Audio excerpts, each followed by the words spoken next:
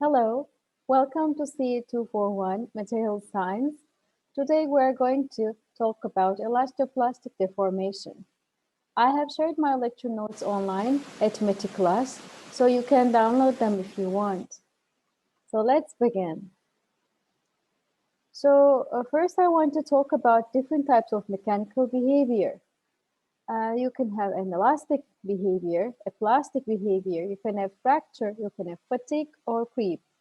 So elastic behavior is when you have recoverable deformation. So for example, when you push a spring and when you release it, if it goes back to its original shape and form instantaneously, then that's a instantaneous recoverable deformation, so an elastic deformation. When you talk about plasticity, this means when you have a permanent deformation. An example would be bending of a metal rod. When you talk about a fracture, propagation of cracks in a material can be an example. Here you see a small crack starting on a piece of paper and it slowly propagates through the whole sheet. And finally, the sheet is torn apart. We also have something called fatigue, which we will cover next week. Fatigue is basically when you have an oscillatory loading. And also we have something called creep. Creep is when you have an elongation or deformation under constant stress, especially critical for higher temperatures. When you think about all these different mechanical behavior, you should always consider that multiple mechanisms can be associated with these phenomena. These may lead to failure of a material, and many of these may occur concurrently in a material. And what kind of mechanisms can lead to failure? Failure can be considered as deterioration of a desired performance. For example, a material cannot perform good enough, or a complete failure, structural failure of a material, or just structural shape or form deformation. In any case, you can define failure in a different, whatever your design criteria is. So I want to briefly remind you mechanisms, methods by which a material can fail. You can have elastic deformation, you can have plastic deformation. In plastic deformation, we talked about twinning and slip systems. And you can also have fracture, you can have fatigue, you can have creep, and these will be covered in our lecture. But there are other methods that your material can fail. For example, physical degradation by wear or erosion, chemical or electrochemical degradation, for example, corrosion or oxidation. Also, there can be some microstructural changes due to phase transformations, grain growth, particle coarsening, or twinning. When you think of a deformation, it is actually a response to the applied force. Response of a material to applied forces depend on the type and nature of the bond and the structural arrangement of the atoms or molecules or ions within a material. Basic deformation types for load-carrying materials are elastic, plastic, and viscous. Elastic means basically deformation recovery is instantaneous and you can have a full recovery. Plastic is non-recoverable.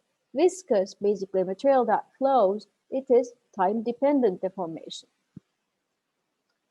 So let's remind us what elastic material is. An elastic material will return to its original shape when the applied load is removed. It can be linear, it can be non-linear, but eventually it goes back to its original shape and form instantaneously. When you think of plastic materials, the material does not return to its original shape when applied load is removed. So there are materials that are elastoplastic. So this is our lecture's topic actually. First, I want to remind you a couple concepts, ductile and brittle. So here you see tensile stress strain curves for a brittle ceramic on right and a ductile material on left. Ductile materials exhibit both elastic and plastic behavior. Brittle materials instead exhibit essentially an elastic behavior. You don't see much of a plastic deformation here. Elastoplastic materials is basically a combination of elastic and plastic deformations. Here you see an example of a brittle material. When you apply tensile stresses to a brittle material, you barely see plastic deformation. So basically, the stress-strain curve looks pretty much elastic. Ductile materials are different. They show only elastic properties up to a limit. Within this limit, if the load is removed, specimen returns to its original shape. If the load passes the limit, plastic deformations are also observed together with elastic deformations. Here you see two examples. The one on the left is a low-carbon steel, and the one on the right is an aluminum alloy. On low-carbon steel, you can see different stages of elastoplastic deformation. Here you see some ductile and brittle stress-strain curves. On left, you see two curves for steels. On top, there is a medium carbon steel, which is slightly less ductile than a low carbon steel. On bottom, you see an alloy steel, and here you cannot identify the yield point very clearly. On right, you see two resins. On top, you see a reinforced resins, which kind of behaves ductile.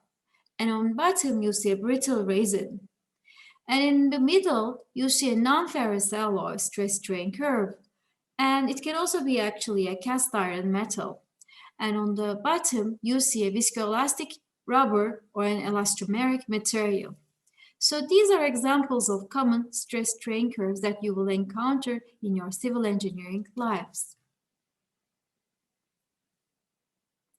Character of fracture is also important. You see a necking down of the specimen near fracture. So let's go through three examples. A highly ductile fracture in which specimen necks down to a point, moderately ductile fracture after some necking where you will see a cup and cone, and a brittle fracture without any plastic deformation, which is called a square break. Elastic and plastic behavior. And if the strain disappears when the stress is removed, the material is to be said it behaves elastically. The largest stress for which this occurs is called the elastic limit. When the strain does not return to zero after the stress is removed, the material is said to behave plastically. Plastic deformation has significance in engineering because it provides us some important parameters. First of all, the yield strength. Almost all structures that we will design will operate well below yield. Ultimate strength is also critical because plastic instability limits the capability of ductile materials. For formability, plasticity is used to form materials into complex shapes. And for service part, failure resistance and failure analysis is very important for structures. Plasticity provides margin against fracture, and deformation patterns record load history. In your lab sessions, you actually did some tensile tests. Here you see an example. You first start in the elastic region, then your material yields, and you go to a elastoplastic region where you observe strain hardening, you reach to an ultimate, and then you see necking. When you check a stress-strain diagram, there are certain zones that you have to be careful. The first zone, or zone 0, is where you observe elastic behavior. Then you see yielding, then you see the strain hardening stage, and then you see the necking stage, which is the final stage. Initially, you have, let's say, an original area 0. When you're in stage 0, you will observe uniform elongation. And your new area will be smaller than your initial area, and your deformation will be recoverable, fully recoverable. Then the first stage will start, which is yielding. At yielding, your dislocations will start to move, and they will move freely. And then up to a point, once they reach to a point, the dislocations will block each other, and you will observe strain hardening.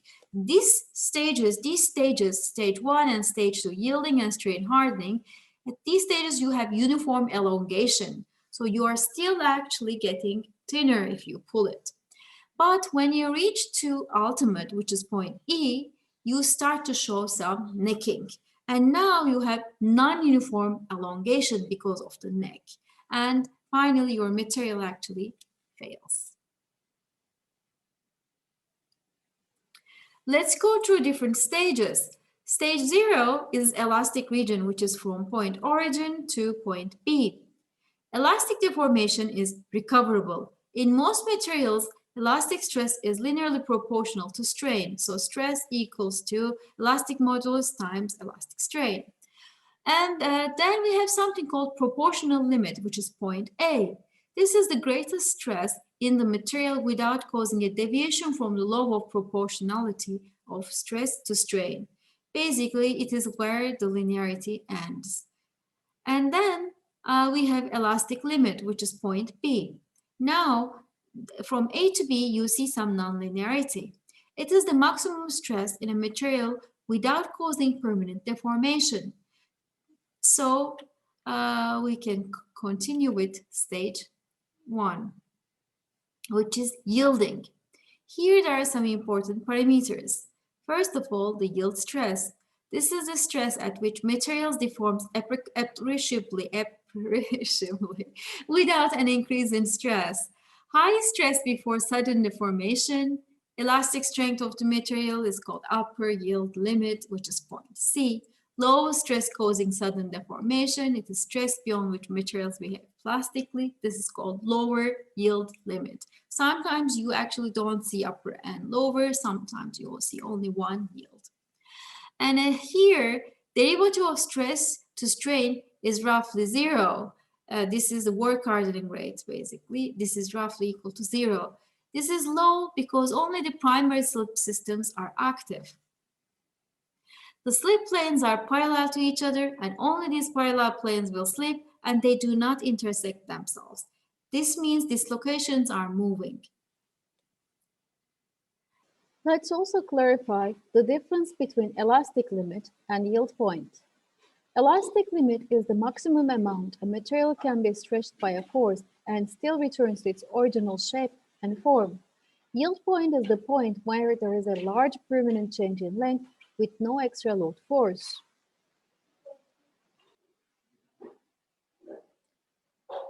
After yielding, we go to stage 2, which is stable plastic deformation.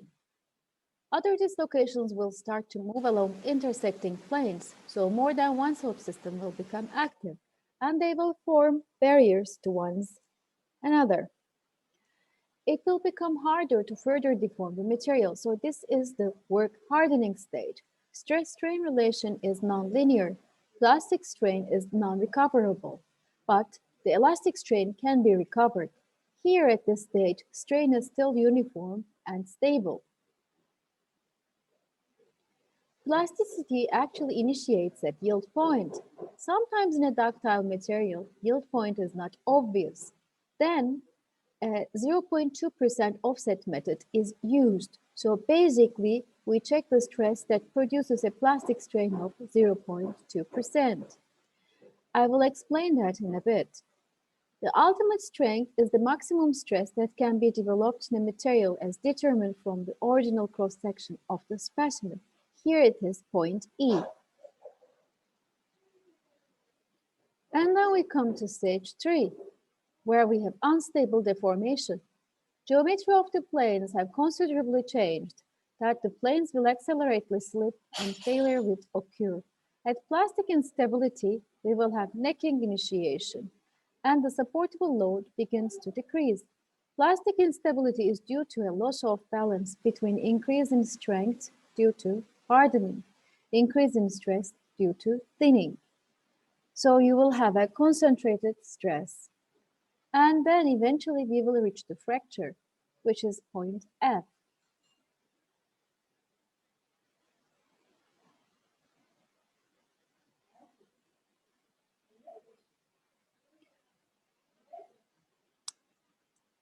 Let's go to the tensile stress. Let's go and check a typical tensile test. Here we have several important points. We have the proportional limit, the elastic limit, upper yield point, lower yield point, the ultimate, and the fracture point.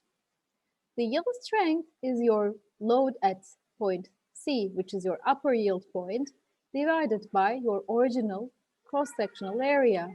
The ultimate is the maximum load, basically point E, divided by original area.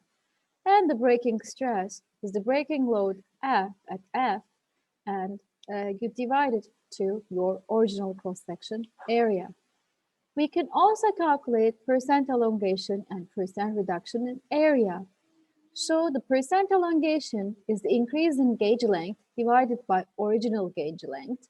And the reduction in area is basically your reduction in area, area initial minus area final, divided by area initial. We sometimes also calculate factor of safety, which is the ultimate stress divided by working stress. Also, I want to show you the offset method. Plasticity initiates at yield point.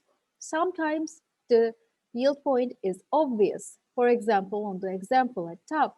But on the example at the bottom, you don't have an obvious yield point. Then what you do is 0.2% offset method. Basically, you drove a tangent to at point 0 to your stress strain curve and then shift it 0.2%. Here we have an example. At this metal, we don't see a specific yield point. What we do is we draw a tangent to our stress strain curve, and then we shift it 0.2%. And where it cuts our stress strain curve is basically our yield point. Let's talk about elastic strain recovery and strain hardening a little bit more. Here you see a stress strain graph.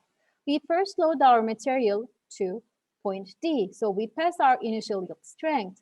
Once we unload from point D, actually the elastic strain is recovered. Let's load our material a second time.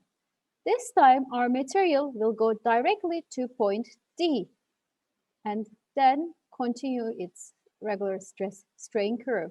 So what you see is as if the yield strength has been increased. Here you see different steels, a pure iron, a low carbon steel, a high strength, low alloy steel, and a quenched, a tempered alloy steel. All of these steels have the same elastic modulus. So the elastic moduli are the same because their slopes are the same, but their yield strength points and their fracture points, their ultimate points are different. The pure iron has the lowest yield, it is the most ductile material, has the lowest yield, lowest ultimate, but it has the highest fracture strain. And the carbon steel actually has a little bit higher yield point and a little bit higher ultimate strength and a little bit lower fracture strain. And when we go up to quenched tempered alloy steel, actually we see a very high ultimate strength, but much lower fracture strain. So what we see is we have the most ductile material, our pure iron, and it slowly becomes more and more brittle when we reach the quenched tempered alloy steel, even though their elastic moduli are the same. So I want to ask you a question. So please stop the video and try to solve it yourself.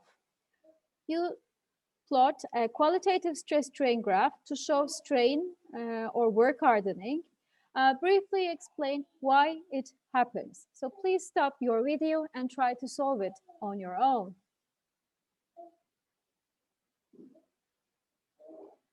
So here you see two examples of stress strain graphs of ductile materials. Work hardening or strain hardening or cold working. These are strengthening of a material by plastic deformation. Strengthening is caused by dislocation movements and dislocation generation within the crystal structure of the material. After initial yielding, the material deforms plastically, and in this region, dislocations form and become entangled, leading to work hardening. The curve rises after initial yielding to reflect the increase in strength in the material. So basically, these locations block each other. So I want to also ask you a second question. So please do stop your video and try to solve it on your own. Let me go through the question. We have a stress strain graph for a tensile test. It's a mild steel specimen. Its diameter is 2 centimeters and the gauge length of the test is 4 centimeters. And we have several points. The proportionality limit is actually at 80 kilonewton and the extension we see at that point is 0.048 millimeter. The yield load is 85 kilonewton. The maximum load is 150 kilonewton. After failure, the gauge length becomes 5.56 centimeter and the new neck diameter is 1.58 centimeter. So the question asks, can you find the Young's modulus? Can you find the proportionality stress, the yield stress, the ultimate stress, and percentage elongation and reduction in area? So this is a very straightforward question. So what we do is first we calculate the area. Basically, our area is 5 centimeters square.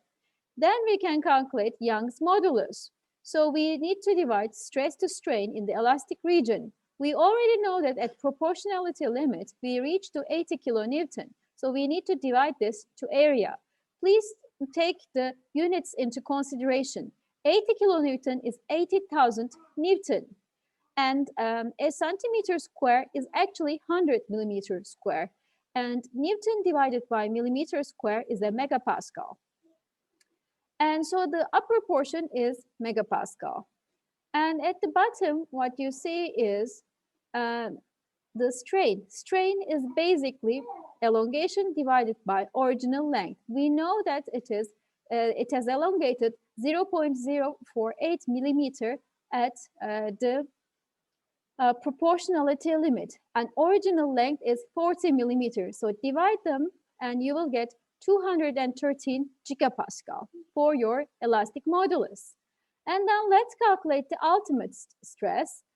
We know we should check for the ultimate point E. And at point E, it is given as 150 kilonewton. I mean, the load is given as 150 kilonewton. Sorry, I wrote point D here. Actually, I meant point E. And we divide it with the area. So basically, it will give us 477.5 megapascal. And then the question asks, can you find the stress at proportionality limit? So this is again, at proportionality limit, we have 80,000 Newton divided by area, and this is 254.6 megapascal. And at yield point, we are at 85 kilonewton divided by the area, so 270.6 megapascal. Now, the only things left are percent elongation and reduction in area. Percent elongation is length final minus length initial divided by length initial, so that is 39%. And let's also find reduction in area. Our initial area minus final area divided by our initial area. And so that will be actually 38%. So in the reduction area, I actually showed a short calculation. So pi's cancel, and so I used D instead of R's because those things will cancel out. So that was a relatively easy question because everything was very obvious. You were able to see the yield point, you were able to see the ultimate, but that is not always the case. So here is an example, and you cannot actually identify the yield point. So what you do is you take an initial tangent at point 0 and shift it 0.2% so that you will get the plastic strain at 0.2% offset. And you calculate, you check the stress at that particular point, and that will be your yield stress. Here we have an example. So this is a brass specimen. Can you determine modulus of elasticity? Yield strength at 0.2%. Actually, 0.2% is 0.002. So maximum load that can be sustained by a cylindrical specimen with a diameter of 12.8 millimeters. change in length of a specimen with L0 of 250 millimeter subjected to a tensile stress of 345 megapascal. So here we see the graphs. So let's pause the video and try to solve it on your own. And then you can continue, resume your video and see the solution. Okay, so here we first need to solve the modulus of elasticity. So it is the slope of the elastic or initial linear portion of the stress strain curve. So we use the plot on the right. So here actually we can read it. So at 200 it is basically 0.002. So 200 minus 0 divided by 0.002 minus 0. So that is 100 gigapascals, so the slope of this linear portion. And then the next part is yield strength at strain offset of 0.2%. So what we do is this, we have our curve and we drove a tangent, initial tangent. So here the first portion is linear, so initial tangent actually overlaps with this curve. So we actually offset it 0.02% and check where it cuts our stress strain curve. So it cuts at 250 megapascal. But please note that the curve, stress strain curve doesn't have to be like that. It can be a given equation or it can be more curved. It doesn't have to be linear. So what you do is you take an initial tangent and you know how to take initial tangents, right? So you take a derivative at 0.0. So that will give you the initial tangent. If you don't know the exact, you cannot draw an exact line. And if an equation is given for your stress strain curve, that is what you would use. Take derivative at 0.0 and shift it 0.2%. And then the third part of the question was, what was the maximum load that can be sustained for a cylinder of 12.8 millimeters? So actually, we know from the graph on the left, the top portion, the ultimate strength is 450 megapascal. So we know the most we can reach, the highest level we can reach is 450 megapascal. So we can actually, if we know this, we know force equals to stress times area. So our stress is 450 megapascal times area, basically 12.8 millimeter squared divided by 4 times pi. And that is basically 57.9 kilonewton. Please also make sure you check the units. Sometimes unit conversions can be problematic. And last part, point D of the question is change in length of the specimen that was originally 250 millimeter and you subject it to 345 megapascal stress, and what would happen? So from the graph, when I check for 345, I get a strain of 0.05. And so I know my strain. So change in length is strain times original length. So it is 12.5 millimeter at this particular point at 345 megapascal. So a quick question, what would happen if you unload this material? At 345 megapascal, if you unload it, the elastic portion will recover and plastic portion will remain. How do you calculate the elastic portion? You know the stress, 345. You know the elastic modulus, which is 100. And so you drive the stress to elastic modulus. That would be your elastic strain that you will recover after unloading. And the remaining will be your plastic deformation. I also want to ask you another question. And so please also pause your video to solve this question and then go through the solution.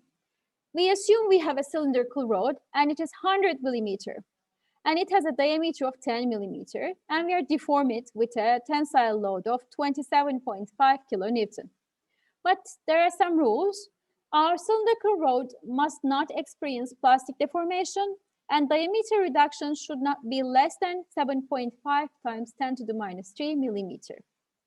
So which one is our material?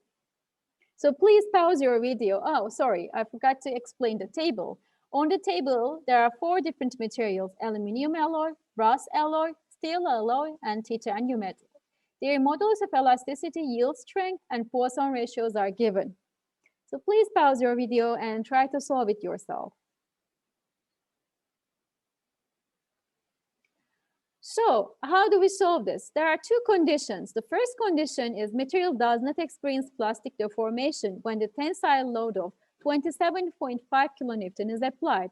So the stress corresponding to this load should not exceed the yield strength of the material. So let's calculate the stress, which is basically force divided by the area. So when we divide this 27.5 kilonewton by the area, it will give us 350 megapascal. So our yield should be lower than 300 and, are higher than 350. So aluminum and brass alloys, they have 200 and 300 yield strengths. So at 350 megapascal, they will deform plastically. So they're eliminated. So we now have only steel and titanium alloys. So let's check the second condition. The second condition says our diameter reduction should not exceed 7.5 times 10 to the minus 3 millimeter. So we can actually calculate change in diameter for these three alloys. We know Poisson ratio is minus lateral strain divided by axial strain. So change in diameter is actually minus Poisson ratio times stress times original diameter divided by elastic modulus. So we can calculate change in diameter for the titanium and steel alloys. For titanium, it is minus 11.1 10 to the minus 3 millimeter. And for steel, it is minus 5.1 times 10 to the minus 3. So actually, because this is reduction, maybe this I should not have written minus, but in any case. So basically, the titanium shows a larger diameter reduction. So steel is actually our candidate. So I also want to show you different ways of calculating elastic modulus. For materials like concrete, cast iron, and most of the non-ferrous metals, which do not have a linear portion in their stress strain diagrams, elastic modulus is determined by approximate methods. So here you see three methods. The first one is initial tangent method. Tangent is drawn to the curve at the origin. So this is basically tangent at point 0. And the second method is called tangent method. This is tangent drawn to the curve at a point corresponding to a given stress. And then the third option is secant method. This is when you have a line drawn between the origin and a point corresponding to a given stress, and its slope will give you the secant modulus. Let's do an example. So please also pause your video to solve this question. Figure below shows for a gray cast iron the tensile engineering stress strain curves for the elastic region. So could you determine tangent modulus at 10.5 megapascal and secant modulus at 7 megapascal? So here actually a tangent is already drawn for the 10.5 megapascal. So you can take the slope of this line or of this tangent. Basically, it is 15 minus 5 megapascal divided by 0.0075 minus 0.00025. And it will give you 1.4 gigapascal. And for B, it is the secant modulus taken at 7 megapascal. So you draw a secant that passes from origin and 7 megapascal and take its slope. So this time it is 15 minus 0 divided by 0.00475 minus 0.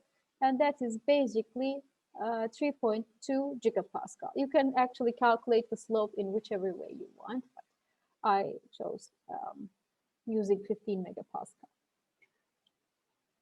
So what you see is two very different elastic moduli. The tangent modulus gave us 1.4 gigapascal, whereas the secant modulus gave us 3.2 gigapascal for this particular material. Now let's go to ductility and brittleness. A ductile material is the one which deforms appreciably before it breaks, whereas a brittle material is the one which does not. Ductility can be defined as strain at fracture. Ductility is commonly expressed as percent elongation. Sorry, I wrote elongation. It should be percent elongation and percent reduction in cross-sectional area. Ductility in metals is generally described by percent reduction in area, which is basically area initial minus area final divided by area initial times 100. If this value, percent reduction in area, is larger than 50, we believe that our metal is ductile. Here you see two examples, a brittle failure and a ductile failure.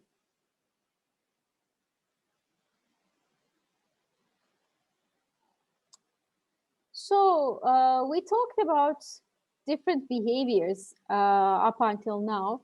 What we talked about was when you have a ductile behavior of, for example, a steel rod, you see something called necking, where the cross-sectional area is not A0 anymore. But for all the stress strain curves we have worked up until now, we used area 0, not our instantaneous area, even though we know that there is a neck, so the area actually changes. So this assumption, using the original area and original length, this is called engineering way. And we use in our engineering calculations as civil engineers, engineering stress strain curves. But actually, I also want to show you the true stress strain curve, which uses instantaneous area and length. True stress and strain for instantaneous area and length under tension will differ particularly close to the breaking point, where reduction in cross-section and elongation are highest.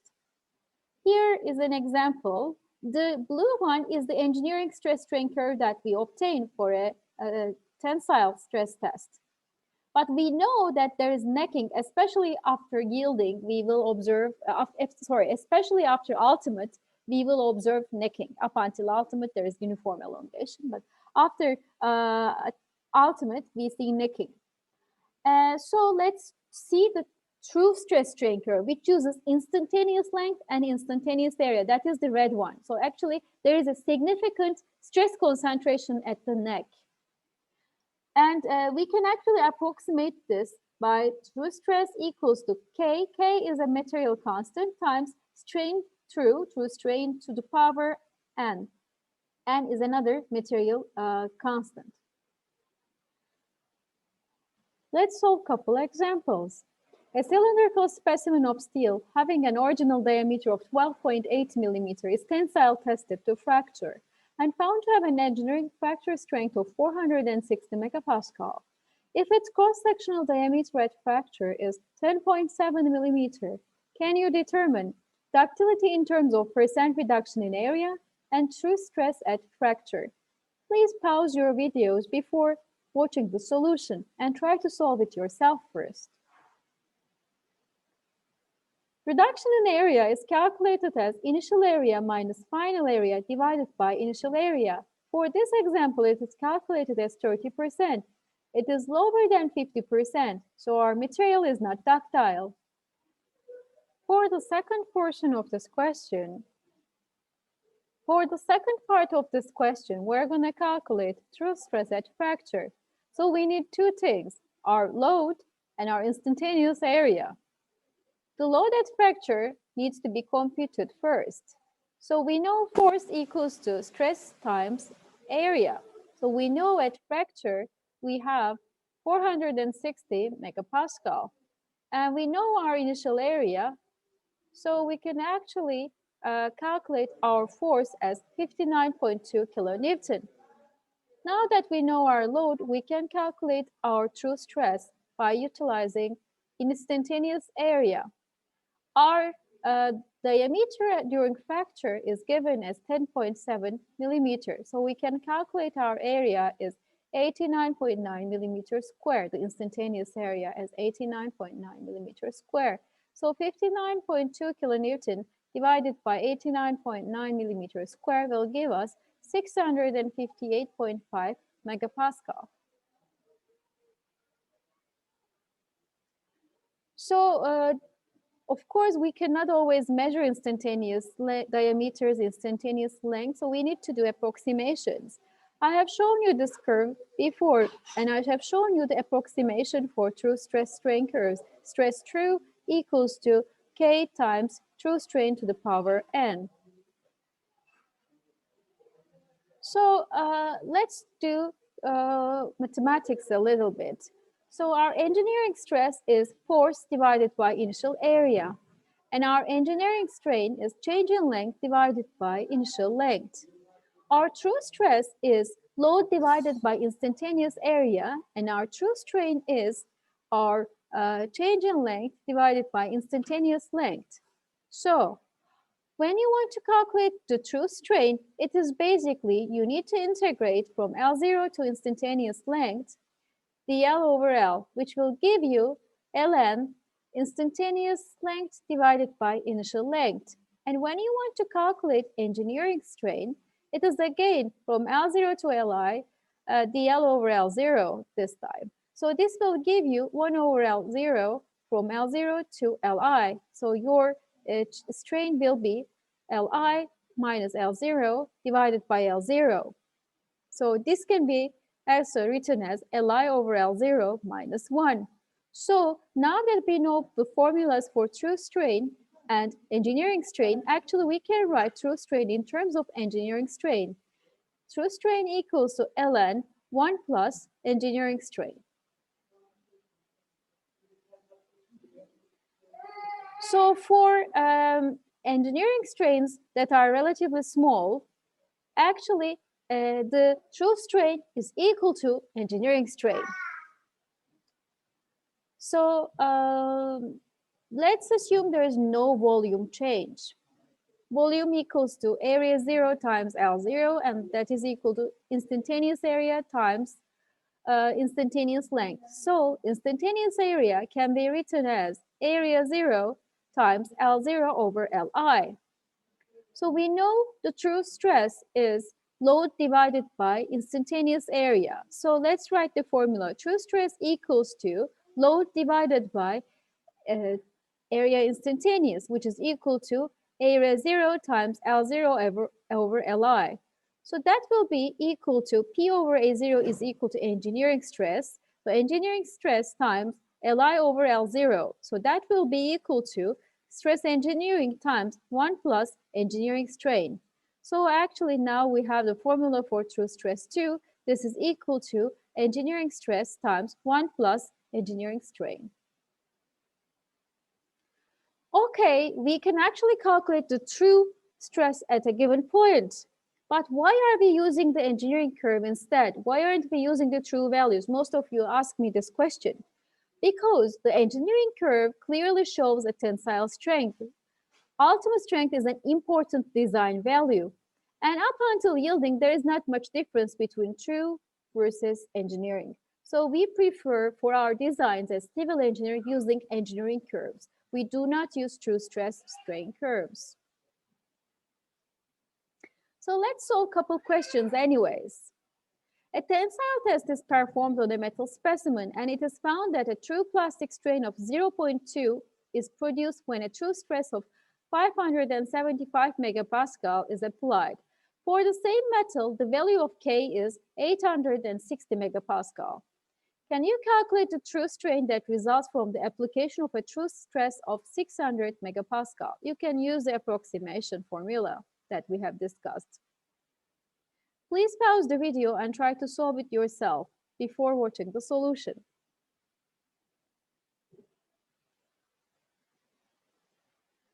So first of all, we need to get our formula straight. So we know true stress equals to K times true strain to the power N. So we know K, we need N, the material constant N. So actually, if you take ln of both sides in this equation, you can actually calculate N. N is equal to ln true stress minus ln K divided by ln true strain. So we know actually true stress 575 minus ln K, which is ln 860, divided by ln 0.2, which is the true strain for 575 megapascal. So N is calculated as 0.25. Now the true strain when applied the true stress of 600 megapascal can be calculated. So the true strain equals to e to the power ln true stress minus ln K divided by N. So this will be equal to e to the power ln 600 minus ln 860 divided by 0.25, and that will be equal to 0.237.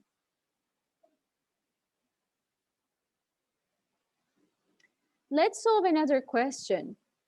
An alloy subjected to true stress of 350 megapascals deforms plastically, and a true strain of 0.34 is obtained. The yield strength of the alloy is 200 megapascal and tensile strength is 380 megapascal.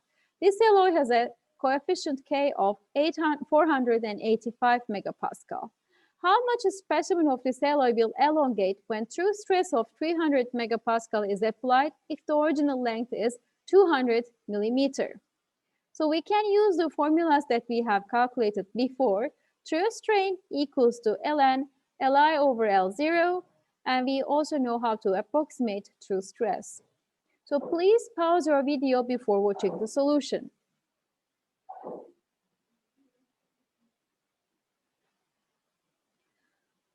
So we know K, 485, and for a true stress of 350 megapascal, we know we obtain a true strain of 0.34.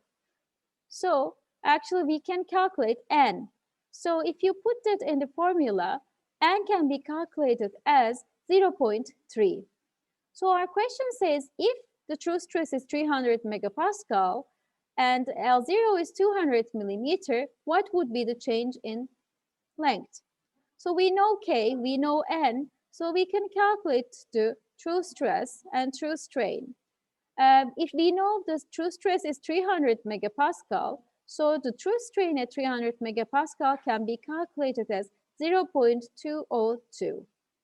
So now we know the true strain is ln Li over L0. So Li actually is instantaneous length is actually initial length times e to the power true strain. So this will be 200 millimeters times e to the power 0.202. And that will give us 244.77 millimeter. Let's calculate change in length, which is basically instantaneous area minus original area. That will be calculated as 44.77 millimeter. So I also want to finally show you or remind you different types of stress strain curves. Here you see a polymer at really cold temperatures for that particular polymer, which temperature is much lower than glass transition temperature. Actually, our polymer behaves very brittle. And when we are way above our glass transition temperature, our material behaves like a viscous flow. And in between, it has limited plasticity or some plasticity, let's say. And thank you very much for today's lecture. Next week, we are going to continue with properties related to strength. Bye.